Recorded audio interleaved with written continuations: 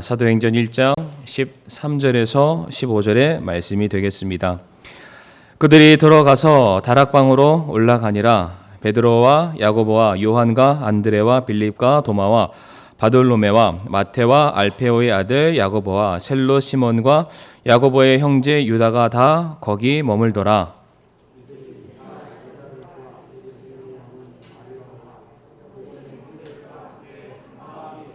기도와 간구를 같이 읽겠습니다. 함께한 사람들의 이름의 수가 약 120이더라.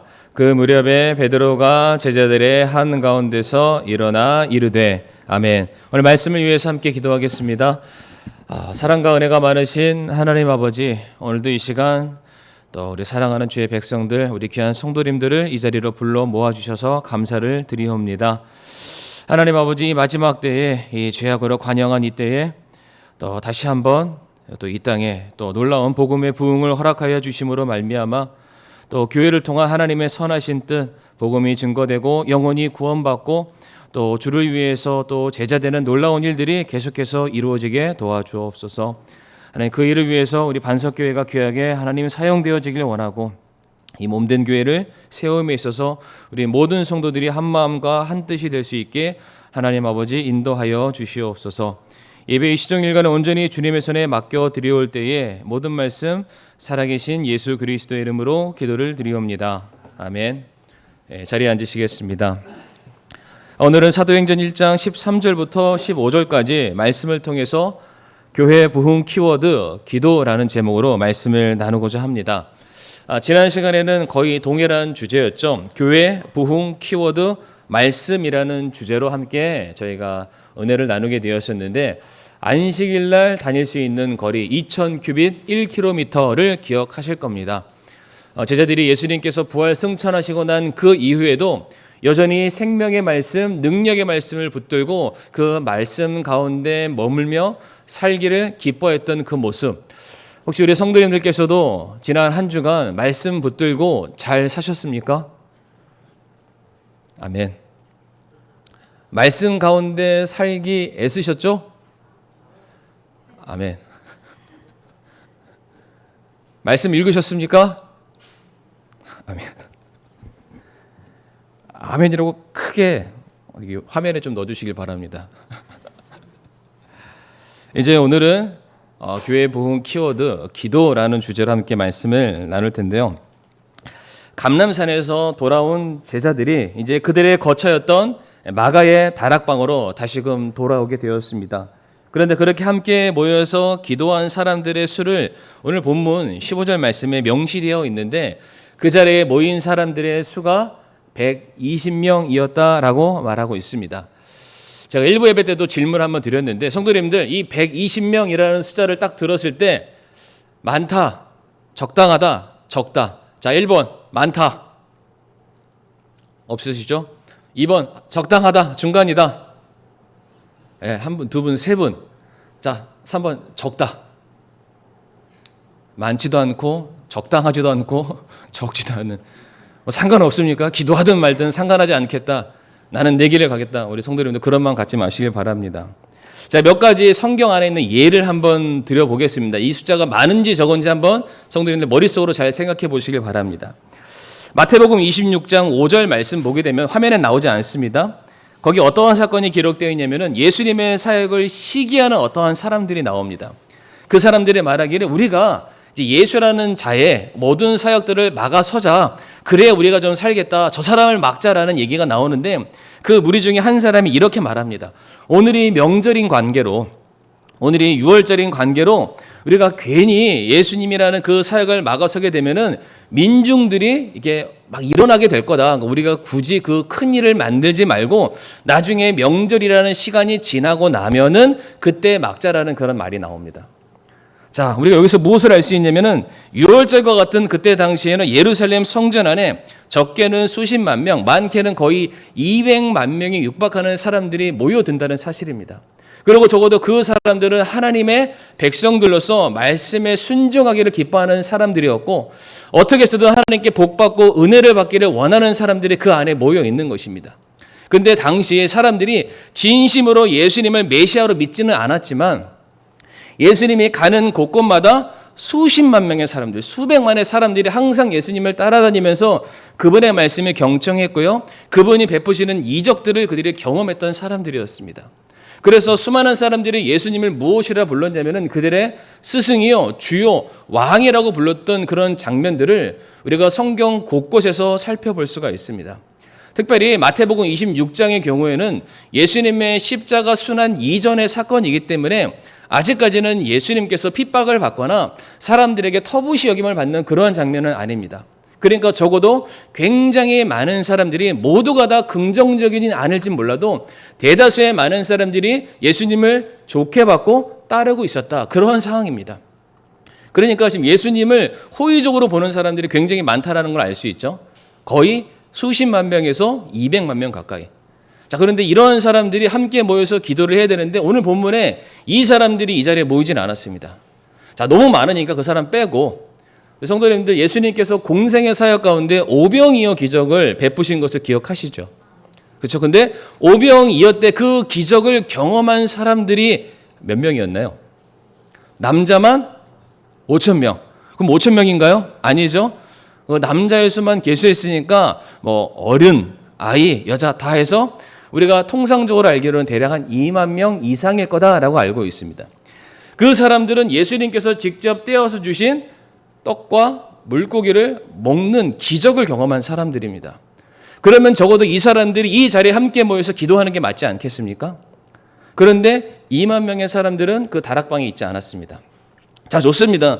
그 사람들은 그냥 어중이 떠중이 예수님을 따랐던 무리들이니까 그 사람은 안 온다 치더라도 고린도전서 15장 말씀 보게 되면은 예수님께서 부활하시고 난 이후에 예수님의 부활을 직접적으로 경험한 사람, 본 사람, 만난 사람을 성경 말씀 보게 되면은 예수님의 제자 플러스 500명이라고 되어 있습니다. 그러니까 이 500명이 되는 사람은 세상 몰라도 예수님이 부활하신 사건을 알았고 예수님이 부활하셨다 하면 죄와 사망의 권세를 이긴 것을 의미하고 로마의 권세도 이 세상 힘도 예수님을 어찌할 수 없다는 것을 경험한 사람들이잖아요. 그러면은 그 사람들이 어디 와 있어야 되는 게 맞습니까? 다락방에 와서 기도하는 게 맞습니다. 자, 그런데 뭐 이미 답이 나와 있죠. 지금 오늘 본문에 몇 명의 사람들이 와서 기도하고 있습니까? 120명의 사람들이 기도하고 있습니다. 다시 질문을 드려보겠습니다. 많습니까? 적당합니까? 적습니까? 굉장히 적은 사람. 이걸 통해서 예나 지금이나 기도하는 사람은 적다는 게 딱 입증이 되었습니다. 참고로 저희 교회 새벽 기도가 있습니다. 또 금요 중보 기도회가 있습니다. 새벽 기도 이게 문이 활짝 열려 있습니다. 성도님들. 밑에 번호 방송 나갈까 봐 비밀번호 말씀 못 드리지만 다 아시잖아요. 띠띠띠띠 누르시면 얼마든지 들어오실 수 있습니다. 함께 기도하는 일에 동참해 주시기를 부탁을 드립니다. 자, 그런데 굉장히 적은 숫자죠. 120명의 사람들이 모여서 기도하는데 이런 마음 가질 수 있잖아요. 뭐 200만 명의 월필화가 뭐가 있느냐? 수십만 명, 그런 거 필요 없다. 아니 2만 명 필요 없다. 500명 필요 없다. 120명이면 충분하다. 일당 100. 나 혼자 1000명을 능가하고 나 혼자 10,000명을 능가하니까 얼마든지 이 120명으로 말미암아 엄청난 일을 이룰 수 있는 충분한 인재들이 이 안에 가득하다. 괜찮다. 뭐 이렇게 얘기할 수도 있잖아요.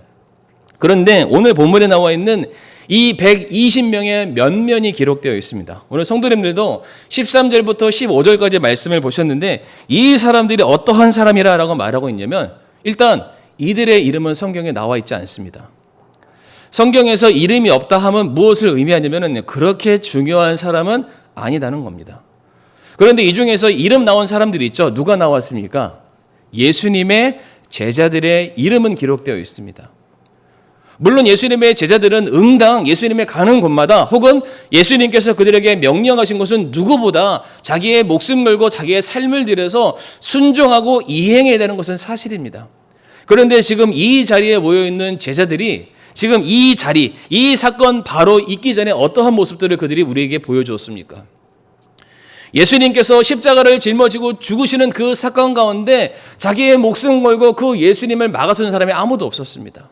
모두가 다 도망치는 사람이었고 예수님을 부인하는 사람이었고 심지어 어떠한 제자는 예수님을 판 사람도 있었습니다.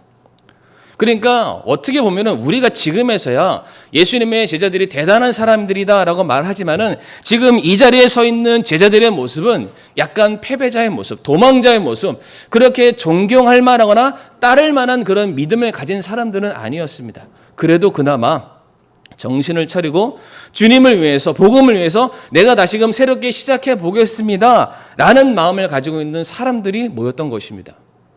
자, 그리고 이 예수님의 12 제자 외에 누가 모였다고 되어 있습니까? 오늘 14절 말씀 보게 되면은 이렇게 말씀 기록되어 있습니다. 이들이 다 여자들과 예수님의 어머니 마리아와 그분의 형제들과 함께 한 마음이 되어 기도와 간구를 계속했다. 누구 있습니까? 예수님의 제자를 제외하고 예수님의 가족을 제외하고 누가 있다고 말하고 있습니까? 성경은 전부 다 여자였다라고 말하고 있습니다.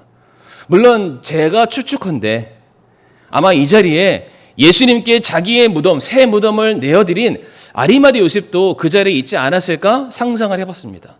뿐만 아니라 아리마대 요셉과 함께 예수님의 장사를 준비했었던 니고데모도 그 자리에 함께 있지 않았을까 그렇게 한번 추측을 해봤습니다. 그런데 분명한 것은 성경이 말하기를 그 자리에 누가 있느냐? 예수님의 제자들이 있었고 예수님의 가족들이 있었고 나머지는 다 누구였다고요? 그냥 여자들이라고 말하고 있습니다. 저는 이 시간에 여성에 대해서 폄하하고 비하하는 것은 절대로 아니고 성경 당시 때 성경의 문화적인 배경으로는 당시에 여성은 사람 수에도 포함되어 있지 않았습니다. 그러니까 지금 120명의 이 무리들, 120명이 함께 모여서 기도하고 있는 이 무리들을 우리가 바라봤을 때 뭔가 대단한 모임이다. 이 모임을 통해서 세상이 바뀔 만하다. 그런 것이 느껴지십니까? 아니면 그냥 아무것도 아닌 모임처럼 느껴지십니까?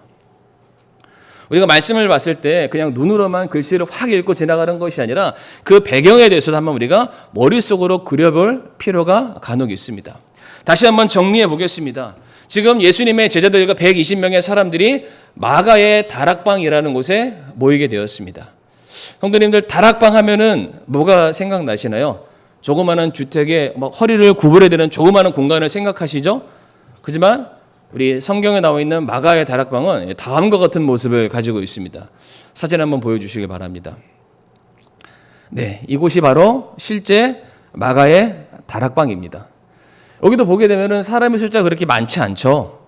좀 사진이 이게 어라운드 뷰라고 해야 되나, 좀 넓게 보이는 사진이어서 그렇지 실제 저 공간을 가보게 되면은 그 규모가 어느 정도냐면은 거의 지금 성도님들이 계시는 이 예배 공간과 크게 차이가 없습니다. 마가의 다락방이 바로 이 자리와 이 공간과 비슷한 장소에서 사람들이 모여서 함께 기도하고 있다. 지금 성도님들은 성경에 나와 있는 마가의 다락방과 유사한 것을 지금 경험하고 계십니다. 바로 이 자리에서 기도해 주시길 바랍니다. 아멘. 자, 그런데 이 자리에 나와 있는 이제 화면 지어주시고요. 그 120명의 사람들의 그들의 마음밭은 조금 다르리라 생각합니다. 왜 그렇습니까? 그 120명의 사람들은 무엇을 경험한 사람들이냐면 예수님의 부활을 경험한 사람들입니다.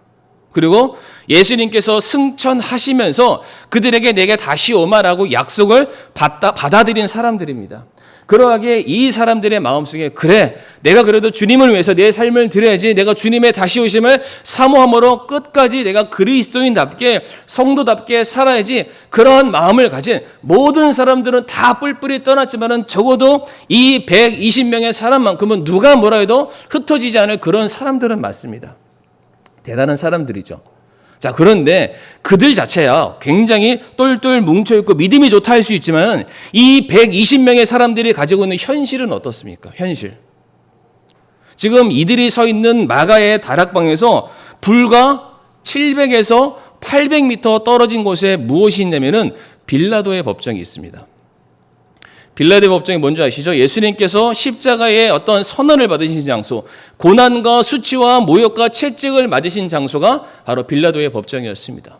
뿐만 아니라 마가의 다락방에서 멀지 않는 곳이죠. 동일하게 700에서 800m 떨어진 그곳에 예수님께서 십자가에 못 박혀 돌아가신 골고다 언덕도 동일하게 위치해 있습니다. 그러니까 지금 제자들이 마가의 다락방에서 함께 모여서 기도한다는 것은 이제 그들이 언제고 바로 지금이라도 현장범으로서 잡혀서 예수님과 동일한 결과, 예수님과 동일한 십자가의 고난을 받을 수 있는 위험 가운데 그들이 모여 있다는 사실입니다.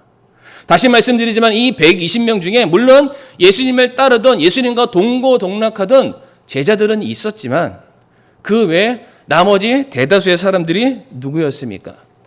이름도 기록되어 있지 않은 거의 대다수의 여성들로서 그 자리가 가득 메워지게 되었던 것입니다. 바로 이와 같은 환경 속에서 드디어 무엇이 일어나게 되냐면 교회의 놀라운 부흥의 역사가 새롭게 시작이 됩니다. 우리가 봤을 때 현실적으로 우리는 아무것도 할 수 없어. 우리 현실 가운데 정말로 우리의 모든 것들이 끝이 나서 패배야 끝 이러는 상황 속에서 120명의 사람들이 마지막 희망의 등불 불씨를 부여잡고 나아갔을 때 그들이 선택했던 것이 무엇이었습니까? 오늘 본문 14절 말씀에 그들이 새로운 부흥의 역사를 맞이하기 위해서 택했던 것을 바로 14절 하반절에 기도와 간구다라고 말하고 있습니다. 성도님들, 제가 여러 가지 사항들을 쭉 설명드렸는데 지금 본문에 이 사람들이 120명의 사람들이 기도하는 게 맞을까요? 그들이 정말로 이와 같은 순간과 이와 같은 현장 속에서 그들이 이렇게 간절히 하나님을 향해서 기도하고 부르짖는 이 일을 하는 것이 그들에게 정말로 필요한 일이었을까요? 예수님께서는 그들에게 내가 다시 오마라고 말씀을 하셨지만은 실제 예수님께서 언제 오실지는 아무도 모르는 상황이었습니다. 그것은 예수님도 모르시고 하나님만 아신다라고 성경은 말하고 있습니다. 또한 예수님께서도 이 땅에서 공생의 사역을 감당하시면서 예수님 역시 살아가는 이 땅의 모든 삶을 직접적으로 바꾸지는 못하셨습니다. 수많은 사람들에게 지지를 받고 수많은 사람들이 예수님을 따르고 왕이여라고 말했지만은 그 예수님이 제자들에게 보여줬던 것은 여전히 똑같은 현실, 바뀌지 않는 이 세상의 모습만 보여주게 되었던 것입니다. 그러니까 제자들의 마음속에 무슨 생각이 들었겠습니까? 자기들도 똑같이 무엇인가 열심히 하지만 예수님이 맞이하신 그 현실, 그 처지가 동일한 나의 처지가 될 수 있고 나의 현실이 될 수 있다는 막연함 가운데 대체 그럼 우리가 할 수 있는 것이 무엇이 있을까? 그들이 곰곰이 생각해 봤더니 그들이 할 수 있는 것은 딱 하나밖에 없었습니다. 바로 기도밖에 없었다는 사실입니다. 그런데 중요한 사실이죠. 이 이름도 없는 이 무명의 존재들이 마가의 다락방이라는 곳에 함께 모여서 기도하는 순간 어떠한 일이 일어나게 됩니까?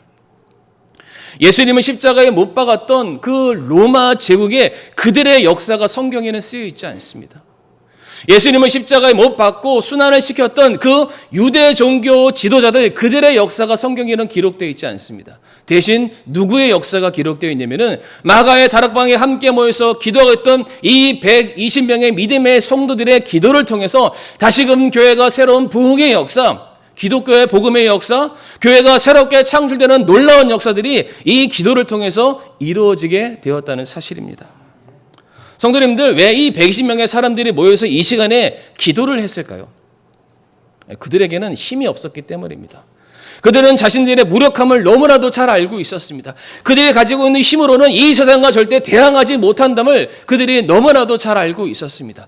그러하기에 그들이 무엇을 했습니까? 자신의 됨됨이를 알기 때문에, 자신의 약함을 알기 때문에 자기의 모든 약함을 인정하고 강하신 분에게 자신의 모든 것들을 내어 맡기기를 그들이 결정했던 것입니다. 성도님들, 우리가 조금은 공부할 필요가 있는데 성경에서 기도, 원문을 보게 되면 기도를 다음과 같이 말합니다. 우리 화면 한번 보여주시기 바랍니다. 기도라는 이 말을 헬라어로 프로슈코마이라고 합니다. 한 번만 따라해 보겠습니다. 시작. 프로슈코마이. 네, 그냥 오늘만 읽고 잊어버리셔도 됩니다. 그런데 이 단어가 두 가지 단어의 합성어입니다.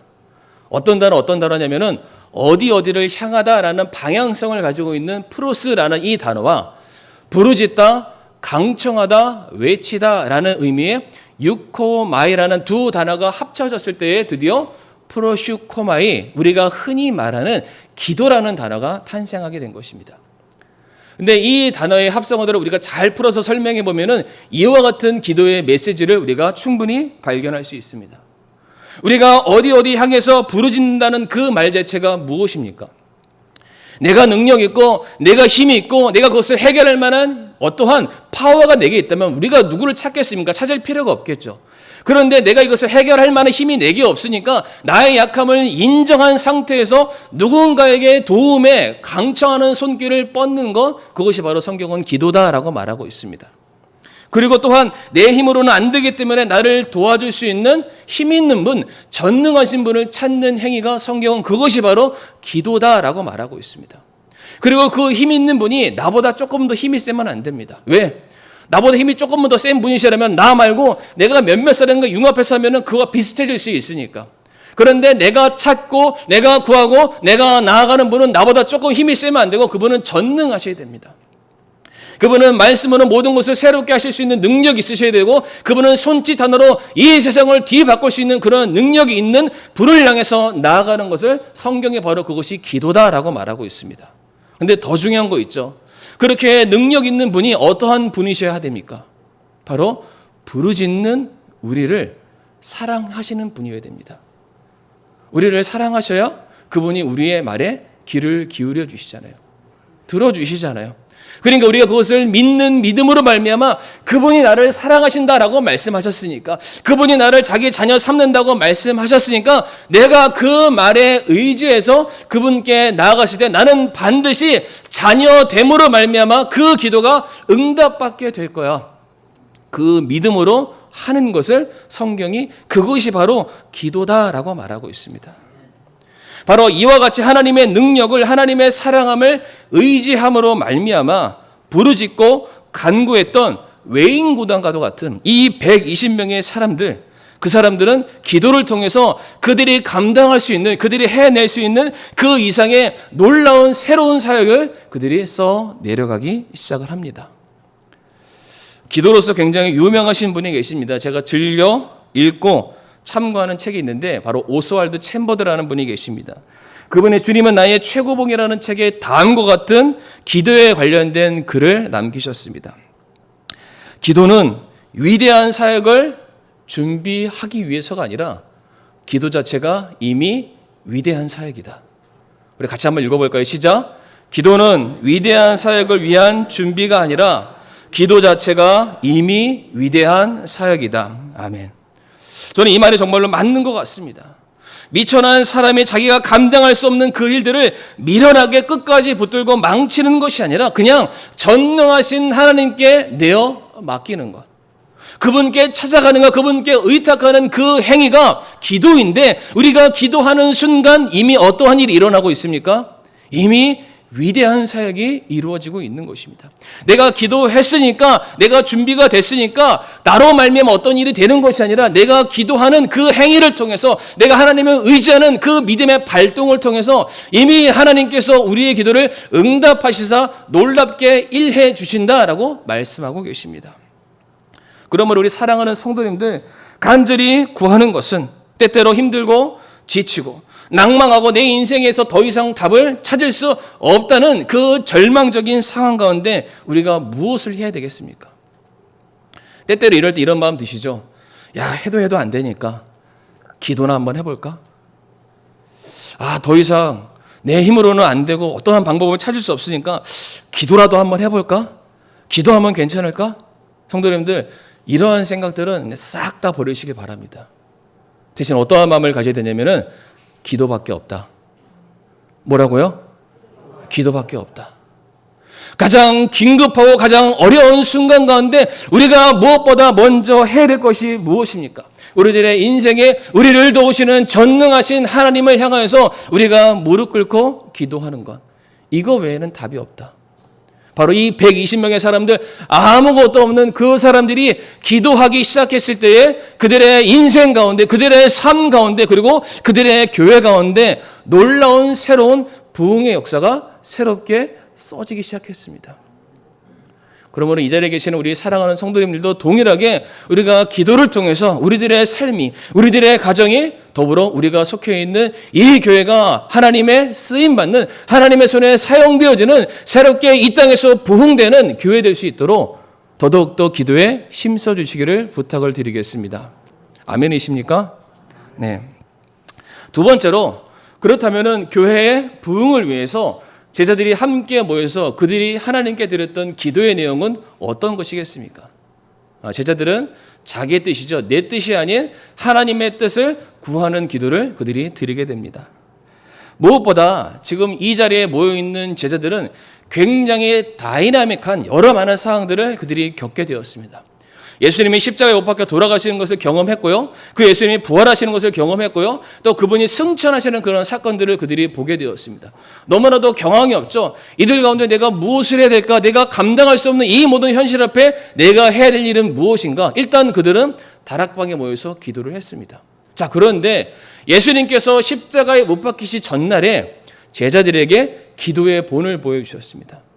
어떻게 기도해야 되는지 그들에게 간절함의 기도의 모습을 제자들에게 예수님이 직접 보여주시게 되었습니다. 우리가 잘 아는 기도죠. 예수님께서 겟세마네 언덕에서 올라가서 땀방울이 핏방울이 될 정도로 간절히 기도했을 때 예수님의 기도를 한 줄로 축약하면 무엇이라고 우리가 말할 수 있습니까? 하나님, 내 뜻대로 마옵시고 아버지의 뜻대로 되기를 원합니다 라고 예수님이 기도하셨습니다. 그러면서 예수님께서 같이 마음을 함께해서 기도해야 될 제자들이 자고 있자 그 제자들을 찾아가셨죠. 그리고 그 제자들을 책망하시면서 무엇이라고 말씀하시냐면 마가복음 14장 37절과 38절 말씀에 예수님이 이렇게 제자들에게 책망을 하십니다. 내가 1시간도 깨어 있을 수 없었느냐?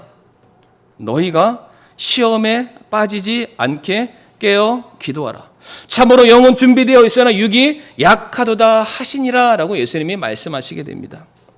하나님의 아들이신 예수님께서도 지금 제자들에게 말씀하시기를 나 역시 내 육신의 연약함을 내가 이기지 못하기 때문에 그 육신의 연약함을 이기기 위해서 하나님께 도움을 받도록 이토록 간절히 기도하고 있는데 어째서 너희는 아무것도 하지 않고 기도하지 않느냐? 지금 너희가 해야 될 것이 무엇이냐? 예수 그리스도의 십자가 그 고난의 사건 앞에 너희가 할 수 있는 것은 다른 것이 아니다. 너희가 칼을 들고 로마와 싸울 그런 것도 아니고 너희의 힘으로 수많은 세력을 일으키는 그런 것도 아니고 너희가 지금 깨어서 해야 할 일은 기도하는 거다.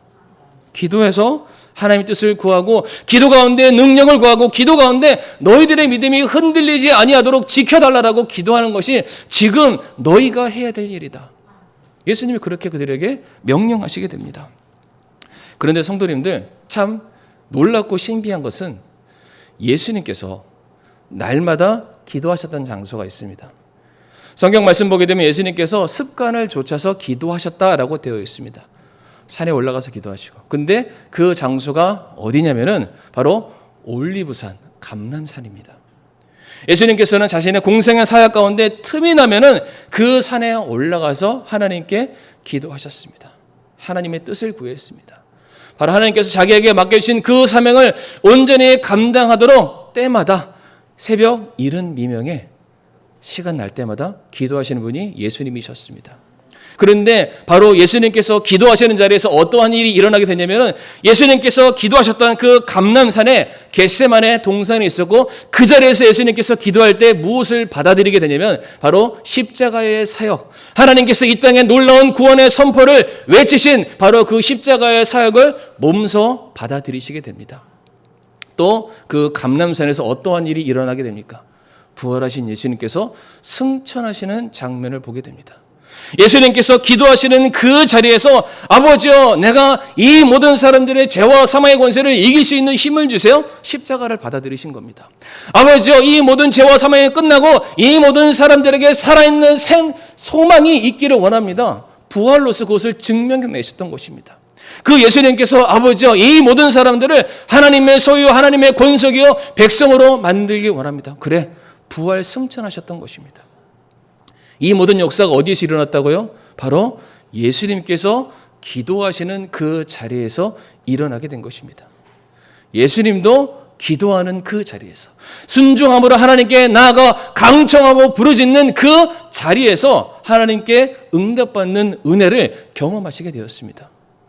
예수님도 이렇게 기도하셨다면 예수님께서도 하나님의 도우심을 받기 위해서 간절히 습관을 쫓아 기도하셨다면 우리가 해야 될 일은 무엇이라고 생각하십니까? 그러하기에 오늘 본문의 제자들 역시 그들의 기도 내용이 자기 자신을 위한 것은 절대로 아니었을 겁니다. 자기의 필요를 위해서, 육신의 안식을 위해서, 더 안락한 삶을 위해서 그들이 하나님께 구하지 않았습니다.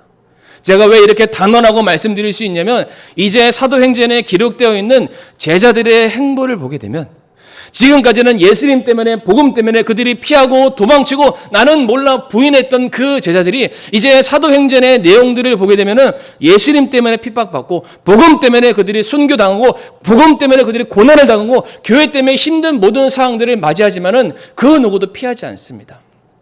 그것을 다 달게 받아들이는 그런 모습을 볼 수 있었습니다. 그러하기에 지금 다락방에 모인 제자들이 하나님께 간절히 기도했던 내용이 무엇이겠습니까? 하나님 아버지, 이 세상의 풍파와 시련과 핍박과 순교 가운데서도 내가 여전히 예수님의 제자답게, 내가 여전히 그리스도인답게, 내가 여전히 구별된 성도다운 그 모습을 내가 계속해서 견지해 나갈 수 있도록, 끝까지 붙들 수 있도록 내게 힘을 주세요 라고 그들이 기도하지 않았을까요? 특별히 오늘 본문에 제자들이 다락방에 모였다라고 되어 있습니다. 그런데 이것을 헬라어 원문으로 보게 되면 그냥 다락방이라고 말하지 않고요, 그 다락방이라고 말합니다. 그러니까 정관사가 앞에 붙어 있는 거죠. 이 말인즉슨 어떠한 특정한 다락방을 지칭하는 것을 의미합니다. 이것이 무엇이냐? 바로 예수님께서 공생의 사역 기간 동안에 틈만 나면 제자들을 불러 모아다 그들에게 말씀을 가르치시고 때로는 그들의 발을 닦아주셨던 바로 그 장소, 그 다락방을 의미하는 것입니다. 그때 그 다락방에서 예수님께서 제자들에게 약속하신 것이 하나 있습니다. 요한복음 14장 16절 말씀 보게 되면 예수님이 제자들에게 이와 같은 약속을 남기시게 됩니다. 내가 아버지께 구할 터인즉 그분께서 다른 위로자를 너희에게 주사 그분께서 영원토록 너희와 함께 거하게 하시리니 라고 말씀하셨습니다. 예수님께서 지금 제자들에게 무엇을 약속하셨습니까? 내가 너희와 영원토록 함께 있을 거다 라고 약속하셨습니다. 뿐만 아니라 이제 아버지께서 나 외에 또 다른 위로자를 너희에게 보내주시리라 라고 약속을 하셨습니다. 다락방의 장소는 무슨 약속이 있는 장소입니까? 주님께서 우리와 언제나 함께 있다는 약속의 장소이고, 또한 주님께서 자신을 대신할 보혜사 능력의 성령님을 보내주시겠다는 약속의 장소이기도 했습니다. 뿐만 아니라 예수님께서 사도행전 1장 4절 말씀 보게 되면 제자들에게 무엇이라 말씀하십니까? 너희는 예루살렘을 떠나지 말고 내가 너희에게 약속한 것을 기다려라 라고 말씀하셨습니다. 무엇을 기다리라는 겁니까? 성령님을 기다려라. 이어지는 사도행전 1장 8절 말씀 보게 되면 그 성령이 너희에게 임하게 되면 너희가 권능을 받아 예루살렘과 온 유대와 사마리아와 땅끝까지 이르러 나를 위한 증인이 될 거다.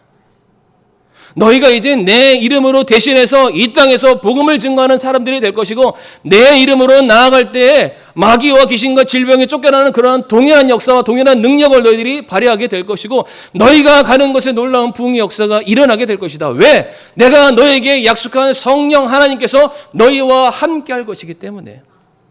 그러니까 그분이 너희와 함께 하기를 간절히 기다리고 고대하고 그것을 사모해라라고 말씀하셨던 겁니다.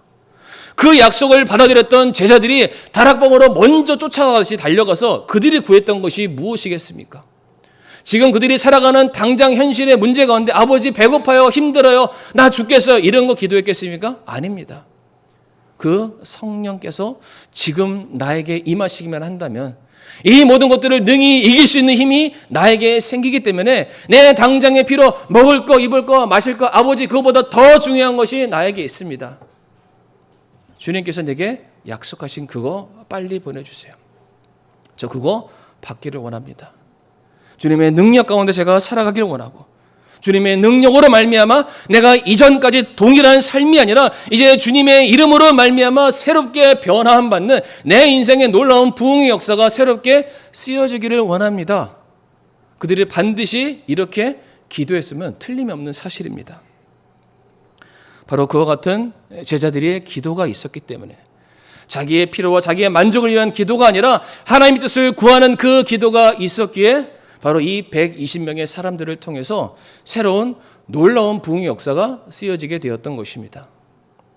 성도님들, 마지막으로 이 120명의 사람들이 함께 모여서 기도했습니다. 그런데 어떻게 기도했습니까? 오늘 14절 하반절 말씀 보게 되면은 그들이 이와 같은 모습으로 기도하게 됩니다. 우리 14절 말씀을 다 같이 한 번 더 읽어보도록 하겠습니다. 시작.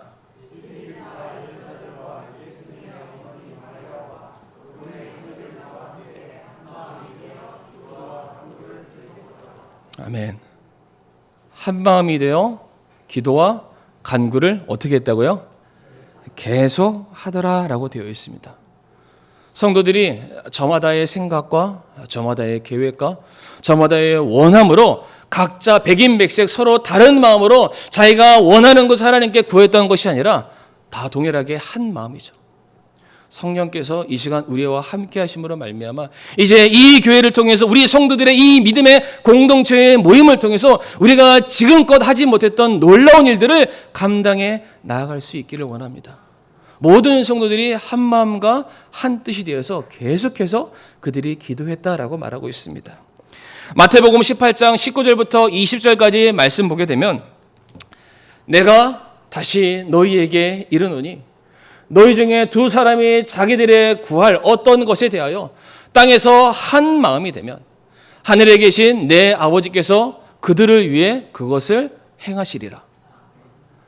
두세 사람이 내 이름으로 함께 모인 곳에 나도 거기에 그들의 한가운데 있느니라 라고 말씀하십니다.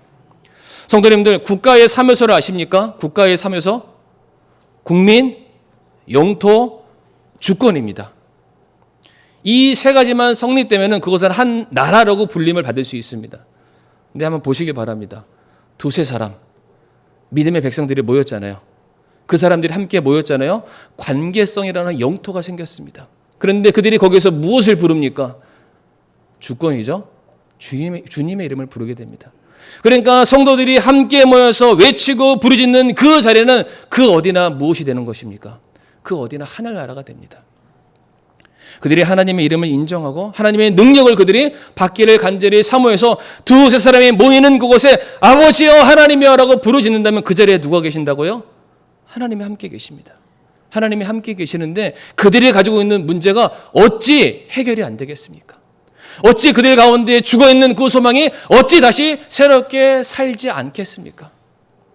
어떠한 가운데 일들이 일어나게 된다고요? 바로 기도하는 가운데 모든 성도들이 한 마음과 한 뜻이 되어서 기도하기 시작했을 때, 그래서 이 사도행전 2장부터의 역사들을 보게 되면 어떠한 일이 일어나게 됩니까? 실제 성령의 강림의 역사가 일어나게 됩니다.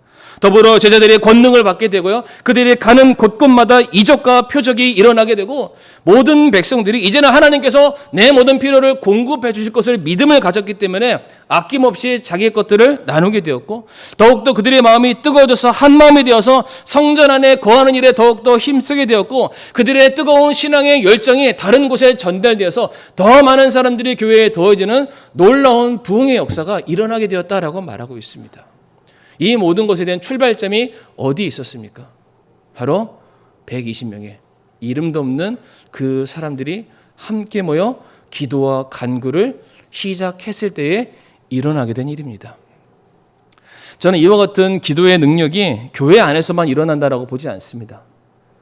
부부 사이에서도, 두세 사람이잖아요. 부부 사이에서도, 부모와 자녀 사이에서도, 우리 가정에서도, 일터에서도, 학교에서도, 아니 구원받는 주님의 이름을 사모하는 성도들이 모인 그 자리에서 우리가 하나님의 뜻을 구하고 하나님의 영광을 드러내고자 하나님의 이름으로 도움을 구하고자 하는 모든 성도들을 위해 놀라운 역사가 일어나리라고 믿습니다.